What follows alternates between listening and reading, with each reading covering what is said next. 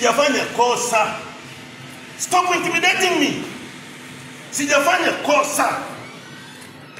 Tumeanzisha vyama vingi, lazima mvumilie tupingane. Kama vyama vingi ni makosa, futeni wote tuwe CCM. Lakini kuonea watu, no. Unachukua passport yangu, una maelezo. Tell me kwa nini unachukua passport yangu? Mwandikie kwa sababu niambie, why are you taking my passport? Mwandikie kwamba bana utakisema. You tell me. No. Kwa nini unachukua passport yangu? Why? Mpe arudi nayo wilayani. Kwa nini unanizuia? Mimi nataka mpe arudi wilayani. Wewe mpe arudi wilayani. Kwa nini? Wewe umesababisha. Hapa ni Kenya bwana. Muuliza huyu aliyesababisha mambo bwana. Wewe nani? Wewe kwani nani? Wewe ni nani? Kwani hala si watu passport. Wewe mna hala si watu.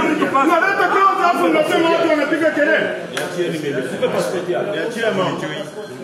Tulieni. Usipige kelele. Sasa kwa sababu wewe ni nani na mlicho hivi hapa. Naomba kwa kelele ya chini.